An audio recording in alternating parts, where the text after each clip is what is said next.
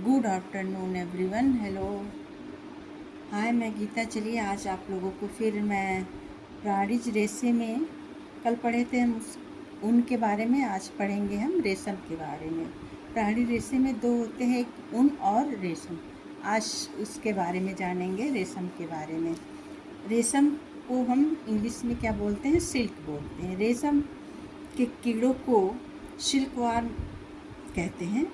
और ये जो रेशम के कीड़े जो प्राप्त होते हैं, रेशम प्राप्त होते हैं, वो सिल्कवर्म से प्राप्त होता है। ये कीड़े शहतूत के पेड़ पर पलते हैं। रेशम के जो कीड़े होते हैं वो शहतूत के पेड़ पर पलते हैं और पत्तियां जो ये खाते हैं, शहतूत की पत्तियां खाते हैं। कीड़ों के मुंह पर जो बारीक उनके छिद्र होते हैं, जिसको हम होल कहते हैं या छिद्र बोलते हैं, जिनसे लार साल्विया स्रावित होता है।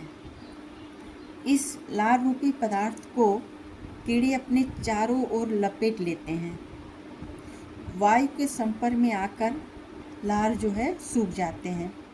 जब ये जो कीड़ों के जो लार होते हैं, ये इसके एयर यानी कि हवा में जब ये संपर्क में आ जाते हैं तो इनके जो लार होते हैं वो सूख जाते हैं, जो ये कोकून कहलाते हैं। इनको हम क्या कहते हैं? कोकून कहते हैं। रेशे प्राप्ति के लिए कोकून को हम पानी में डाल देते हैं। वह रेशों को रील में लपेट लिया जाता है। सबसे पहले रेशम का उत्पादन कहाँ हुआ था? चीन में हुआ था। सबसे पहले रेशम का उत्पादन चीन में हुआ था। ऊन व रेशम के रेशे ताप के क्या होते हैं? कुचालक होते हैं। बैड कंडक्ट ऑफ हीट होते हैं।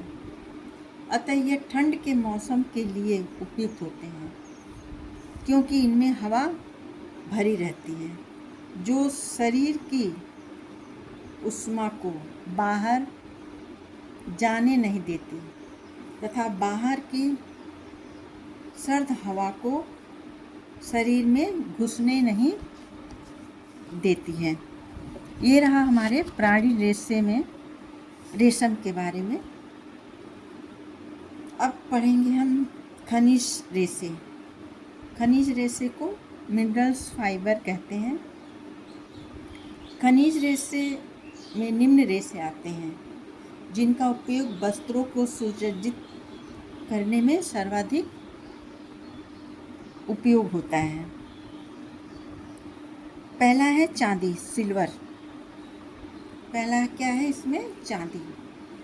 चांदी की धातु को शुद्ध करने के बाद इन्हें पिघलाकर पतली वांछित लंबाई के तारों में खींच लिया जाता है। इसके बने वस्त्र भारी होते हैं तथा लटकनशीलता का सख्त अभाव होता है। चांदी के बने वस्त्र कुछ दिनों में ही काले पड़ जाते हैं। ये जो बनारसी साड़ियाँ बनती हैं, इसमें सोने और चांदी के तार का प्रयोग किया जाता था। पहले बहुत होते थे इसके प्रयोग, चांदी और सोने का प्रयोग किया जाता था अपने रेशमी वस्त्रों में, जैसे बनारसी साड़ियाँ हुई। लेकिन अब ये इतने महंगे हो गए हैं कि ये इसमें उपयोग नहीं किया जाता है। और अब बनता है चांदी के बने वस्त्र कुछ ही दिनों में इसके क्या हो जाते हैं? ब्लैक हो जाते हैं, यानी कि काले पड़ जाते हैं। अब चांदी के वस्त्र काले पड़ जाते हैं। दूसरा है सोना, गोल्ड।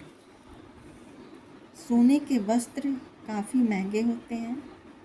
यह सुंदर तथा आकर्षक होते हैं, परंतु लटकनशीलता का अभाव रहता है। सोना चांदी महंगे होने के कारण इनका उपयोग कम ही होता है। प्राय तांबे के तार को सोने चांदी का लेप लगाकर कम मूल्य का धागा बनाया जाता है। धातु के अविरल सूत को जरी, टिंसेल कहते हैं। जरी से झालर, मगजी, फ्रिंज के रूप में उपयोग किया जाता है एवं गूंथ कर किनारा बनाया जाता है। बनारसी साड़ियों में ज़्यादा इसका प्रयोग होता है। जरी कढ़ाई होती है इस वस्त्रों में। बनारस की साड़ियाँ होती हैं, बहुत ही फेमस है बनारसी साड़ियाँ, जो इसमें उपयोग किए जाते हैं। सोना और चांदी लेकिन पहले किया जाता था, अब वो उतना देखने को नहीं मिलता है। अब आते हैं हम एस्बेस्टस के बारे में। एस्बेस्टस के रेशे चट्टानों के रूप में पाए जाते हैं। इन चट्टानों से रेशे विभिन्न प्रक्रियाओं से निकाले जाते हैं। ये रेशे महीन, कोमल, लचीले और मजबूत होते हैं। एस्बेस्टस से प्राय प्लाई यॉर्न से धागे बनाए जाते हैं। एस्बेस्टस के धागे जो होते हैं वो जलते नहीं हैं, नमी और उधक होते हैं और अम्लों का भी इन पर कोई असर नहीं होता है। एस्बेस्टस के धागों पर इस पर क्या होता है, एसिड का कोई भी असर नहीं होता है। जंग और उधकता यानी कि रस्ट प्रूफ भी एस्बेस्टस का विलक्षण गुण होता है। इसलिए इन्हें advance type of fire fighting suit बनाने में प्रयोग किया जाता है। इनकी ध्वनि अवशोषकता साउंड प्रूफिंग के गुण की वजह से इनका प्रयोग बड़े बड़े कारखानों में ध्वनि अवशोषक के रूप में होता है। एस्बेस्टस के जो वस्त्र होते हैं इनका प्रयोग बड़े बड़े कारखानों में किया जाता है और ये ध्वनि अवशोषक के रूप में होता है और इसलिए एस्बेस्टस बहुत ही इम्पॉर्टेंट होता है, जो कि बड़े बड़े कारखानों में प्रयोग किया जाता है। चलिए अब मिलते हैं नेक्स्ट वीडियो में। अगर आपको ये वीडियो पसंद आया हो तो लाइक करिएगा, सब्सक्राइब करिएगा और नेक्स्ट मिलेंगे। सी यू टुमारो। बाय।